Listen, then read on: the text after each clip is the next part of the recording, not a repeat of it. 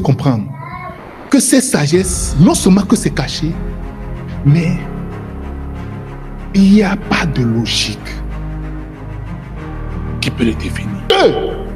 La sagesse de Dieu n'est pas comprise par les mauvais esprits.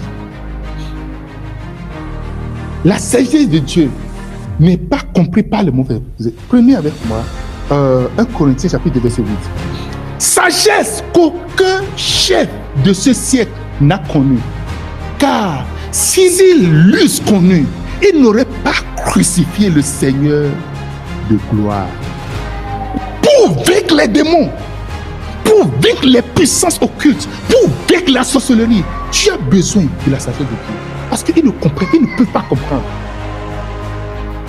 Pour vaincre la pauvreté, l'esprit de pauvreté, tu as besoin de la sagesse. Alléluia. Si tu es gouverné par ces démons-là, si ces démons-là sont en toi, tu ne peux pas comprendre la sagesse quand on commence pas te l'expliquer. Tu ne peux pas comprendre la sagesse de Dieu. Tu dis, mais pasteur, moi je ne peux pas, je ne comprends pas. Je comprends que tu ne comprends pas. Je comprends que tu ne comprends pas les choses basiques des Saintes Écritures. Je vois la raison pour laquelle tu ne comprends pas. Parce que les démons ne peuvent pas comprendre. Et si tu abrites et tu donnes une demeure aux démons en toi, mon ami, on peut prêcher l'évangile n'importe comment. On peut donner des principes, on peut donner des préceptes, on peut donner des étapes, on peut donner tout. Ça dit, pasteur, je prends avec pincette. En fait, en réalité, tu n'as pas pris. C'est pas respect que tu dis que tu prends avec pincette. Parce que tu n'as rien pris. Est-ce que vous me comprenez? Les princes, les principautés, les princes de ce monde ne peuvent pas comprendre. Ils ne peuvent pas comprendre le sang du sacrifice. Les démons ne peuvent pas comprendre pourquoi est-ce qu'il faut sacrifier. Ils ne peuvent pas comprendre pourquoi il faut perdre. Ils ne peuvent pas comprendre. Ils ne peuvent pas saisir le mystère de la croix. Ils ne peuvent pas comprendre cela. Il dit, s'ils ont compris, s'ils savaient cela, ils n'allaient pas crucifier Jésus. Ils n'allaient pas le tuer. Ils n'allaient pas le tuer. Je dis, mais voici. Faites de moi ce que vous voulez. Si c'est pour le royaume, je suis prêt à mourir. Je suis prêt à mourir. Jésus est parti lui-même donner sa vie. Il a donné sa vie. Écoutez, il avait le passeport de notre pays. Il pouvait rester là-bas. Il dit, j'irai à Jérusalem. J'irai là-bas.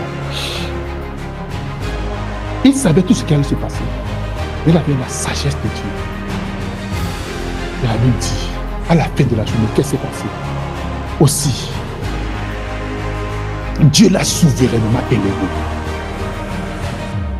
Et lui a donné le nom qui est au-dessus de tous les noms.